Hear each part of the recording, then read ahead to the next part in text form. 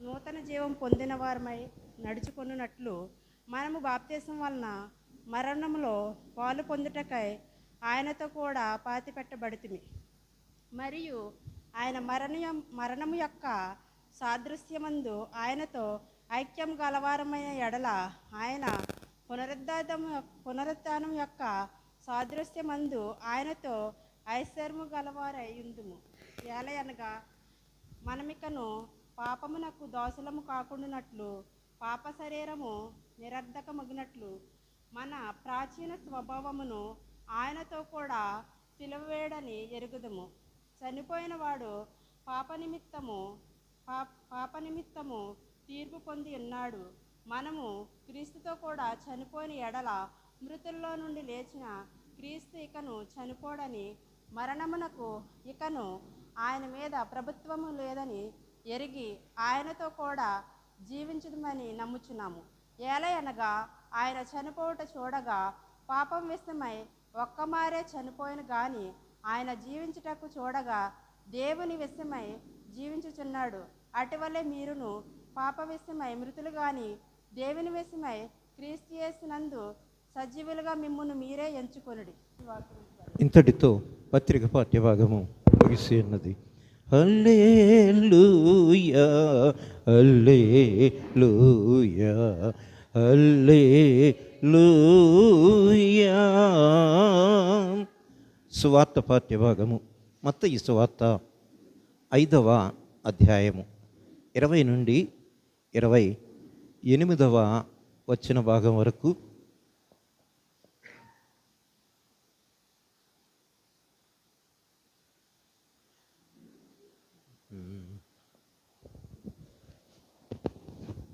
సత్యోత్తమ గారు, అమ్మ మీకు కోళ్ళ పేరు ఏంటండి?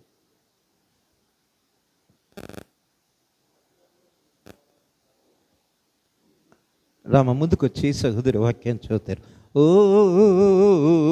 ప్రభువా నీకు మహిమా కలుగునుగాక.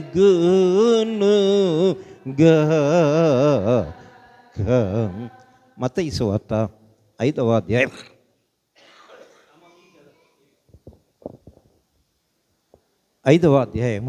20 నుంచి 28వ వచనం వరకు. మత్తయి సువార్త 5వ అధ్యాయం 20 నుంచి 26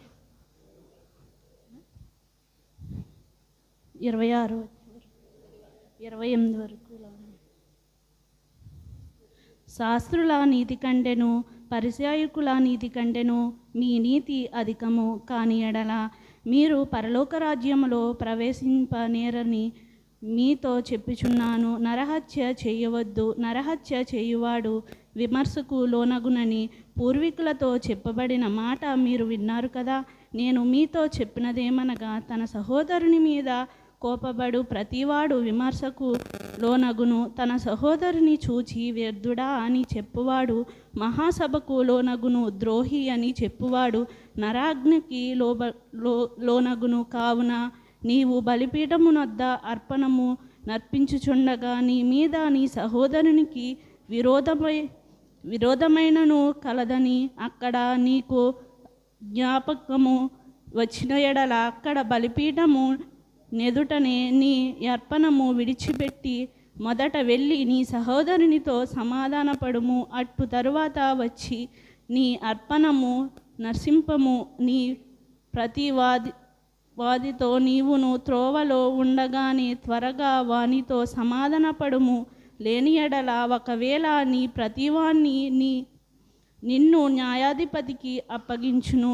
న్యాయాధిపతి నిన్ను వ్రంట్రియతకు అప్పగించెను. అంతటా నీవు శరాలలో వేయబడుదువు. కాబట్టి కాసు చెల్లించు వరకు అక్కడ నుండి నీవు వెలుపలికి రానేవని నీతో నిశ్చయముగా చెప్పుచున్నాను. వ్యభిచారము చేయవద్దని చెప్పబడిన మాట మీరు విన్నారు కదా. నేను మీతో చెప్పినదేమనగా ఒక స్త్రీని మొహపరుచు చూపుతో చూచి ప్రతివాడు అప్పుడే తన హృదయమందు ఆమెతో వ్యభిచారము చేయువాడగును. ఇంతటితో సువార్త పాఠ్య భాగము ముగిసి ఉన్నది. ఓ క్రీస్తు నీకు స్తోత్రము కలుగునుగాక.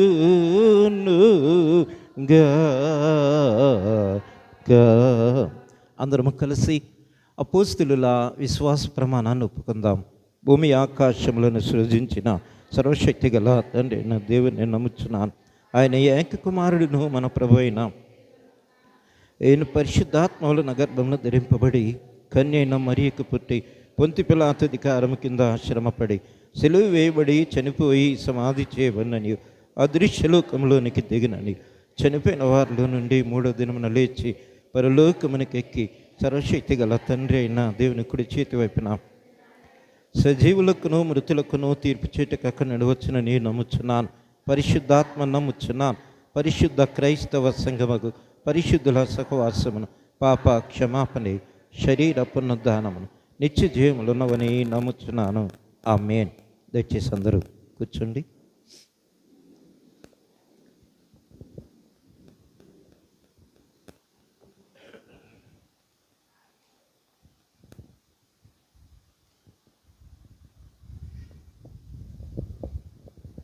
వాక్యటువంటి ఆలస్యం కాబట్టి నా ప్రియమైనటువంటి సంఘ విశ్వాసులారా, అది జరగకూడదు.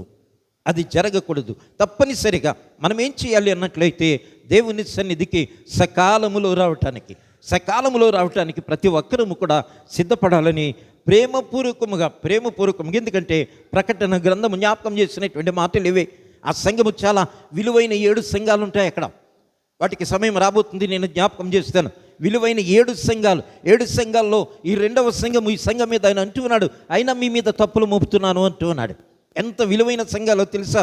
సామాన్యమైనటువంటి సంఘాలు కాదు, కానీ వాటి మీద తప్పు మోపబడి ఉంది. మరి మనము దేవుని పిల్లలముగా, దేవునిలో ఎదిగేటువంటి వారముగా, దేవుని కృపలో వర్ధిల్లేటువంటి వారముగా, దేవుని కార్యములో యందు ఆసక్తి కలిగినటువంటి వారముగా ఉన్నటువంటి మనము తప్పు మోపించుకోవటానికి సరిపెట్టుకుంటూ అనేక సంవత్సరాలు పురాతనమైనటువంటి దేవాలయములో పరిశుద్ధమైనటువంటి వాక్యములో పరిపూర్ణముగా హృదయంలో ఉంచుకోవటానికి దుష్టుడు సరి అయినటువంటి పరిస్థితిని మనకు కల్పించలేదు.